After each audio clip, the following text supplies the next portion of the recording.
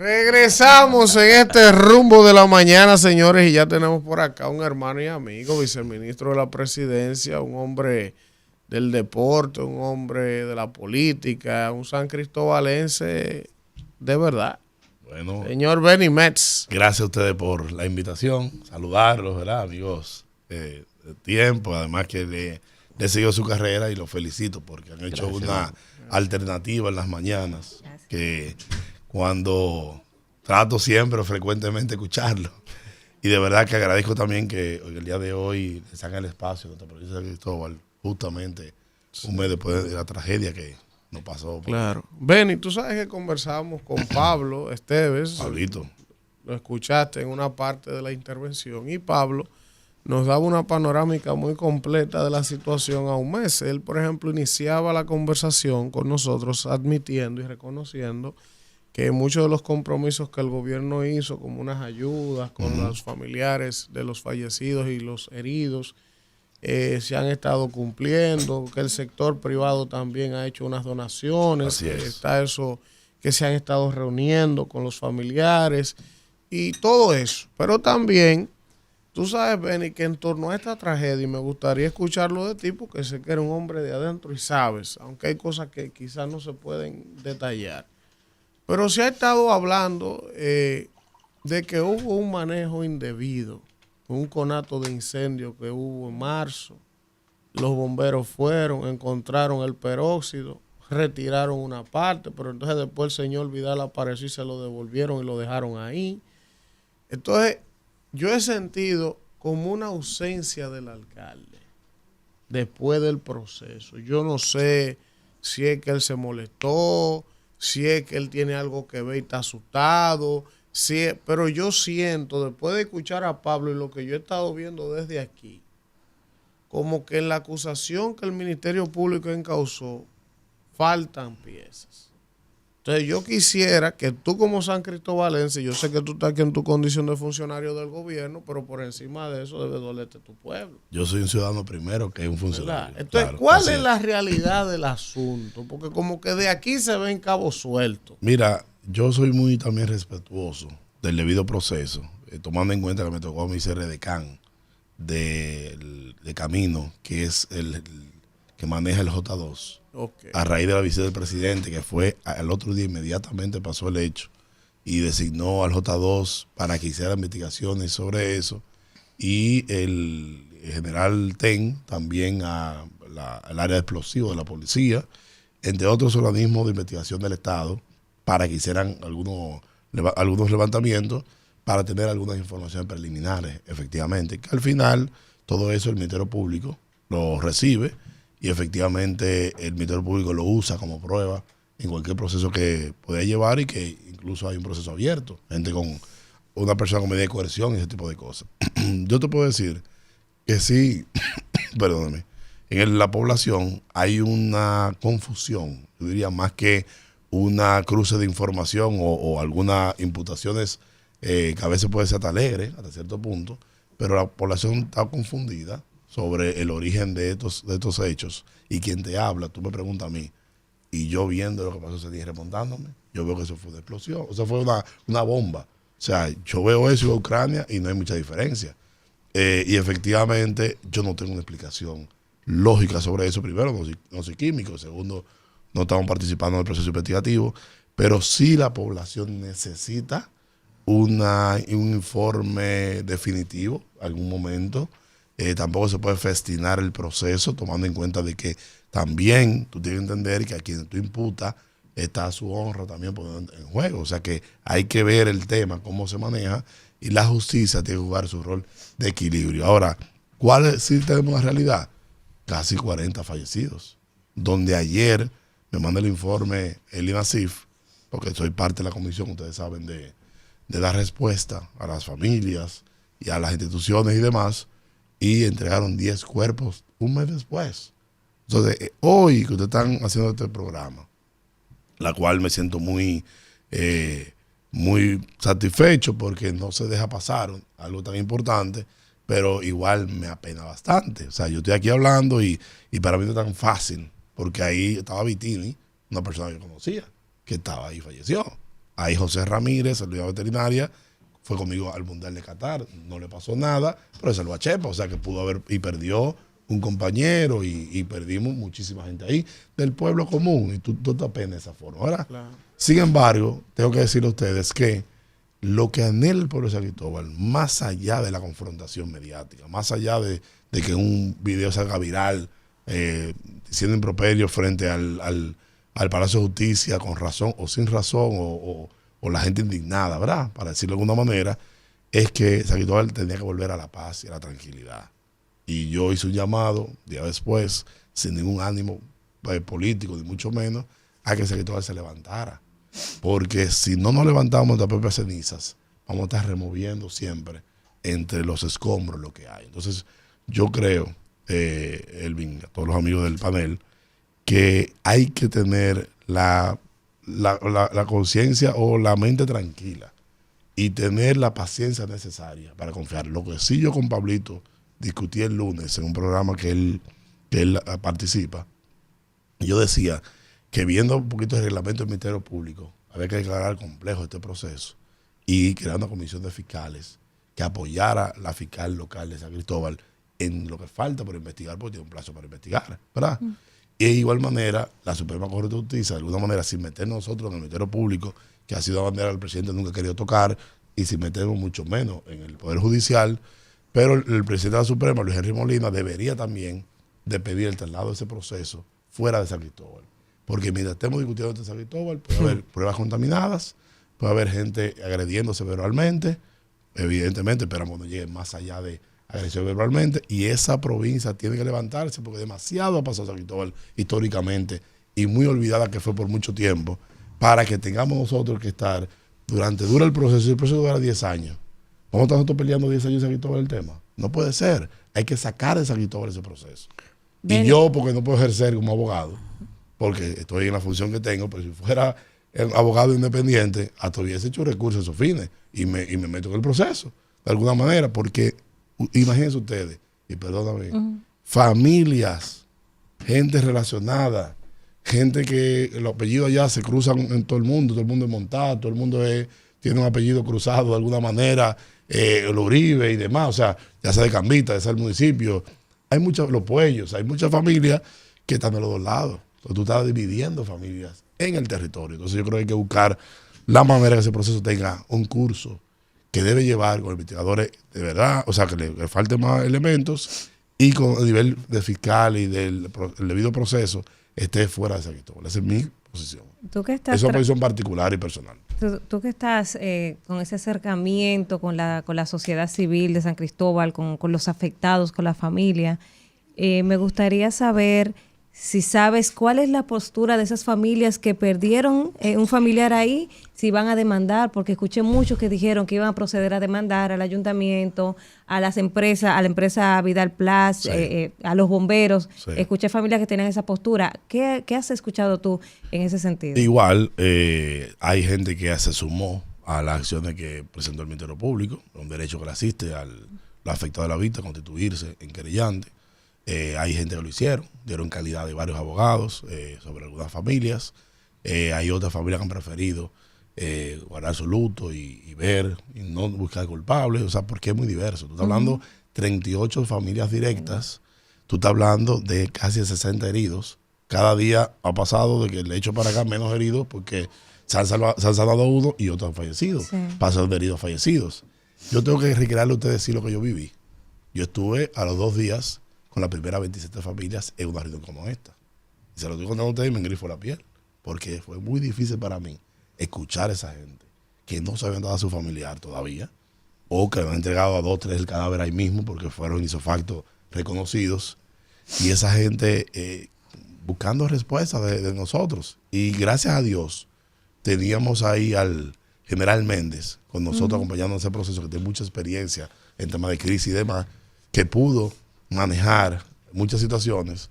Y lo que yo lamento, y felicito a ustedes que hacen periodismo, comunicación objetiva y transparencia, con Manuel tiene algún intercambio, y inmediatamente como que podemos tener ideas, y con él hace mucho tiempo, pero hay medios a veces que por querer buscar controversia y noticias te generan un testimonio falso. Y les voy a contar por lo siguiente.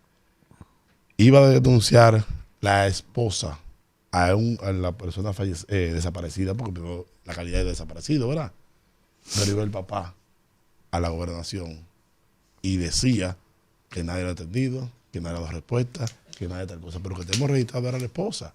Entonces nosotros no podíamos hacer una declaración de heredero en ese momento para atender a la gente. Claro. Entonces cuando venía la prensa afuera, el papá le tomaba una declaración y decía, no me han dado nada, no me han llevado nada, una comprita. Pero por un momentico, que estamos primero en una fase que lo primero que nosotros hicimos fue, no sé si puedo extender un poquitico en esta parte, claro. Sí. Fue que cuando pasó el hecho a las 3:15 de la tarde, el ministro Joel Santos llegó a las 4:10 de la tarde. Que eso es algo que efectivamente el presidente llamó, y a Salazar también, que es, usted sabe, de la provincia, de todo el presidente del partido del PRM y el que cabeza, y estuvo ahí con nosotros, y estuvo el número 1 con el general Rijo, conjuntamente todos estábamos ahí en ese momento, y así duramos nosotros 2 semanas en San Cristóbal, sesionando en San Cristóbal permanentemente. El ministro Joel Santos era San Cristóbal que iba primero, antes de ir a Palacio, y todas las semanas hacemos una reunión de revisión. Entonces, a los fines, mañana toca el viernes, a los fines de ver dónde estamos, qué nos falta y quién nos falta. Pero todo el mundo, una madre y otra, heridos, fueron atendidos y fueron asistidos en el pago de los gastos que tuvieron en las clínicas privadas. Por lo que estaba en Santo Domingo también se le hizo un aporte, lo hizo Robert Polanco a través de gestión presidencial, que fue lo mismo que utilizamos para esos fines. En la provincia de Cristóbal se pagaron todos los gastos fúnebres de la familia, traslado a INASIF, a patología y demás. Cuando pasó el hecho, el ministro convocó 600 personas, llegaron por organismo de socorro del Estado, vía bomberos, vía General Méndez, vía el 911, llegaron más de 25 ambulancias, 3 helicópteros del ejército, y trasladamos más de 6 o 7 pacientes que le salvamos la vida, porque lo sacamos del Pino y lo llevamos al llegar a Lora. O sea que se hizo una jornada de apoyo a los rescatistas, sin contar... Una respuesta rápida. Efectivamente, los camiones de canasto vinieron incluso desde el sur y demás, y estuvimos en territorio trabajando. Y el presidente llegó al otro día de la mañana, que pasó el hecho. Sí. Me han pasado 24 horas, él estaba ya en San Cristóbal en el hospital, apoyando. Y el miércoles hicimos un consejo de gobierno, donde a todo el mundo se le distribuyó funciones, y entró Inespre con comida. El comedor económico instaló 3 cocinas móviles. La misma noche, o sea, el comedor económico llegó la misma noche y empezó a trabajar de las 5 de la mañana. El general Ten despachaba con nosotros de la gobernación, y estuvo también Onofre del Ejército Nacional. O sea que el gobierno estuvo ahí, estuvo Propet inmediatamente reparando viviendas, el tema de las vendadas también se repararon, y constituimos, porque estando en el Consejo de Gobierno, yo digo, un mini Consejo de Gobierno se hizo, llamar a la gente de la Asociación de Bancos Comerciales, y ahí denunció el Popular el aporte que hizo, ahí denunció el BHD el aporte que hizo, y el Reserva había dado ya una facilidad de crediticias y apoyo que en este momento estamos manejando con los más afectados, las 2 empresas más afectadas, para facilidades crediticias, líneas de crédito y apoyo para la banca. Proindustria también está apoyando, buscando locales a ellos. Tengo una reunión saliendo aquí con ellos. Y así hemos estado buscando con aduana para reposición de inventario, porque aquí hay un tema que ha dejado de secuela, que hay decenas de personas sin trabajo, porque los que se salvaron están sin trabajo. Y los que fallecieron, la familia no tiene ingreso fijo de quién es el cabeza de familia. Quedaron quizás incapacitados para trabajar. Efectivamente. Entonces, nosotros fuimos a las viviendas, son muchos temas que hemos trabajado. Fuimos a las viviendas e hicimos un mapeo de la vivienda. Situación de la vivienda, si era propia, en qué condición estaba, si había niños con discapacidad para asistirlo, si había gente con adultos mayores para pensiones, si había gente entonces que falleció, era la cabeza de familia, entonces inmediatamente un bono de asistencia a la familia. La gente dijo que 50,000 pesos, que 30,000 pesos. No, la gente no tiene valor la vida de la gente. Pero había una necesidad puntual de momento que había que resolver. E incluso los primeros fondos que se manejaron fueron el sector privado, porque ustedes saben la burocracia del Estado, están todos vinculados al Estado y saben lo difícil que es sacar un cheque del Estado. Entonces tuvimos que constituir con el sector privado, con el Loyola, con la Cámara de Comercio, el Consejo Empresarial y el Plan Estratégico, instituciones que todo el mundo reconoce, solvencia nacional inclusive, porque Loyola es una referencia nacional e internacional, y ellos están manejando, y hoy van a dar a la red de prensa, haciendo un informe de lo que han usado los fondos que han hecho. Hemos dado motocicleta a quien se le quemó y perdió la motocicleta, o a la familia, para que alguien de la familia entonces siga haciendo el trabajo que hacía el otro, si era delivery, si hacía motoconchita, lo que hiciera, porque el medio de vida se perdió. Y llevamos como modelo económico a los sectores populares también. Llevamos la inclusión de Robert Polanco, de Robert Ángel Salcedo a los sectores adyacentes, porque no fue solamente el entorno donde pasó el hecho. Es que San Cristóbal se paró por una semana. Benin. Y donde trabajaba. Benin. Dígame, Manuel. Regularmente, cuando hay un acontecimiento como este, hay 4 tipos de situaciones que se dan.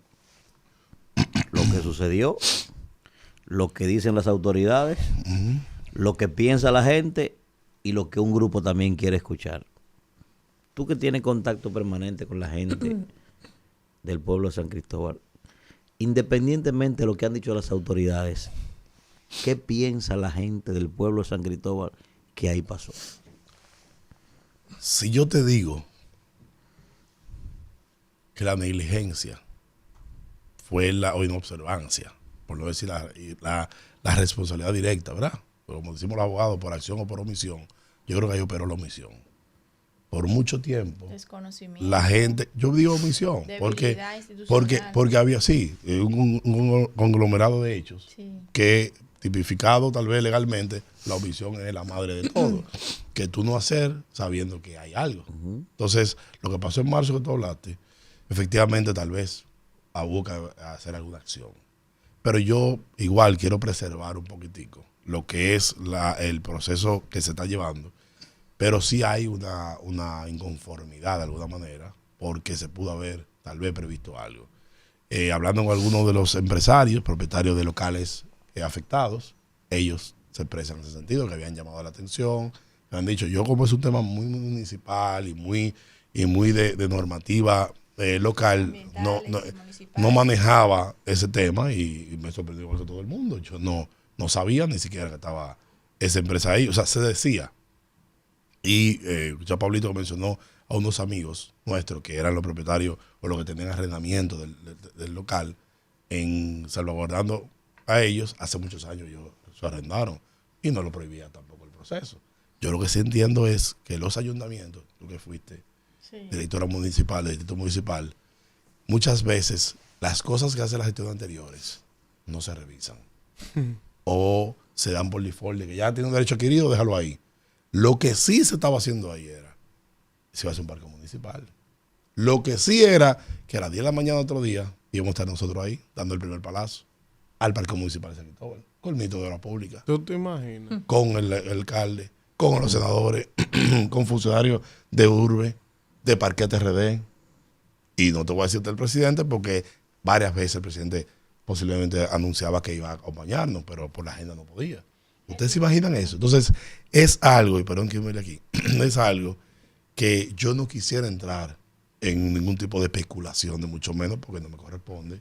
Sin embargo, tenemos esto que sube con lección para que las autoridades municipales, los ayuntamientos y los organismos que tienen que tener ciertas regulaciones permanentemente revisen la situación que tienen las empresas. Kimberly. Mire, a veces uno sabe las cosas y hay que tener el valor para decirlas, sobre todo cuando no son opiniones populares las que uno va a dar, pero hay que ser responsable con las opiniones que se dan sobre espacios como este que influyen sobre los demás. Yo puedo decir en mi experiencia profesional, tanto en el sector público como en mi formación académica, que lo que se ha dicho de los peróxidos orgánicos que se han encontrado allí. ¿Pero ingeniera química? Sí. Esos peróxidos, yo expliqué en este espacio, que se usan en la fabricación, en la polimerización, por las facultades que tienen, las propiedades que tienen. Pero que los peróxidos que están compuestos por hidrógenos, que son los peróxidos que nosotros conocemos, que son de colorante, para que la gente entienda, esos no son explosivos, pero sí aceleran la explosión. Ahora, en la fabricación de los plásticos, la fibra de vidrio y eso, para darle ese aspecto, se usan los peróxidos orgánicos, que esos sí son volátiles, explosivos y tal. Pero en esa fábrica, según la descripción del abogado que llamó aquí, lo que se hacía era reciclar. molir. Sí. Exacto. No se producía, se reciclaba. Y disminuían el volumen del plástico, o sea, lo molían. Y ni siquiera lo peletizaban, que es cuando se convierte en bolitas para que la gente entienda, Claro. para después venderlo a una fábrica de plástico que hiciera otro producto con ellos. Ni siquiera se hacía eso. O sea, lo que quiero decir es que tú bien has dicho, quizás has tenido que involucrarte en todo este proceso, que quizás ni los mismos empresarios que tenían el local sabían que esos elementos que estaban ahí, esos compuestos que estaban ahí almacenados, que todavía no entiendo que tiene que ver con la actividad comercial que ellos hacían, iban a tener ese tipo de reacción en el tiempo.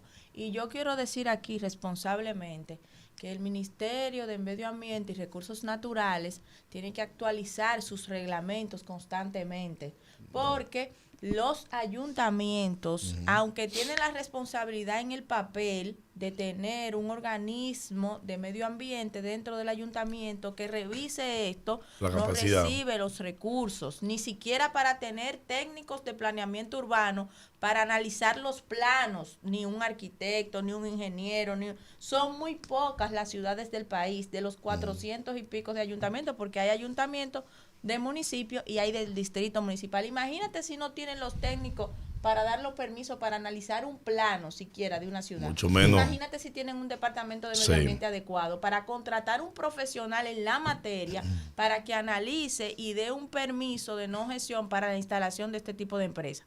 Y por eso he dicho también que debe existir una solución integral a este conflicto y que estas fábricas que no pueden estar en ciudades tan pobladas como San Cristóbal, sino que deben construirse parques industriales, la planificación de la seguridad industrial necesaria y el ordenamiento territorial para sacar estas fábricas de las ciudades muy pobladas, y esto debe ser una solución integral.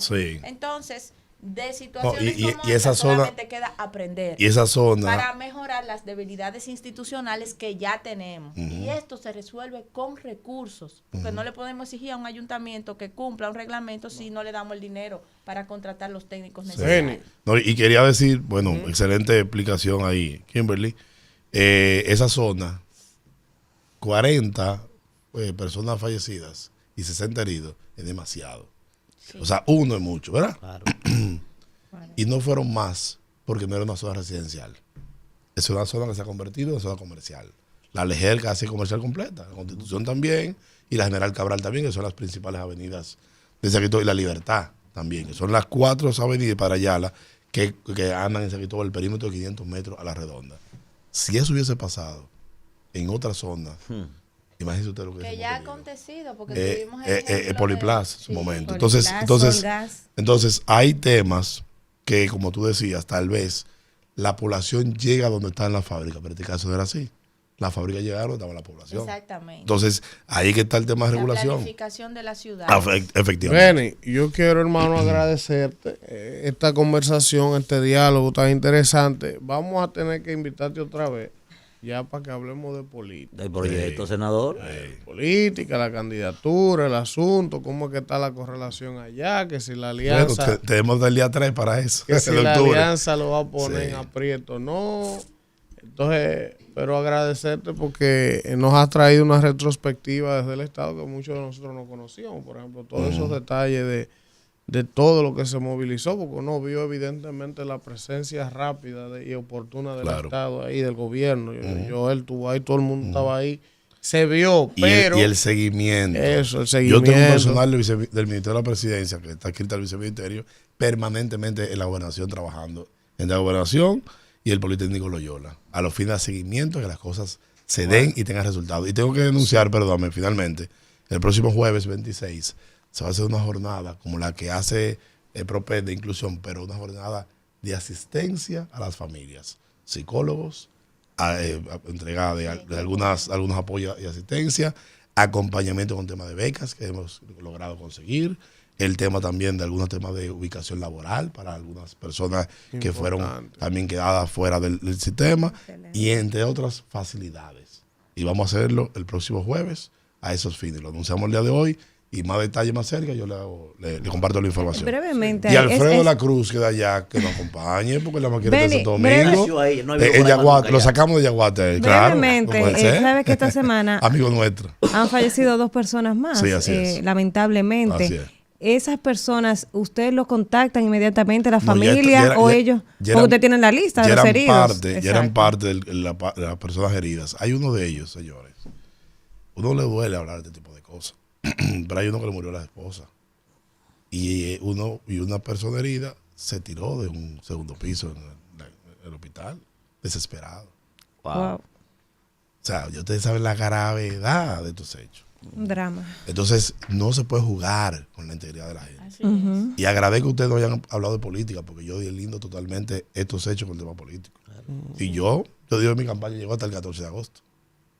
Después de ahí no pude hacer más nada, ni renové publicidad, ustedes saben lo que es la publicidad, ni hice actividades, ni mucho menos. La prudencia. Porque yo creo que es imprudente justamente hacer actividades. Hay un duelo en esa provincia Total. y en las demás. Entonces, Gracias. sobre esa base, quedo a la disposición de ustedes y a los amigos televidentes. Benny, y gracias. radioyentes. Gracias, sabes que el espacio está abierto, tú un hermano. Muchas gracias.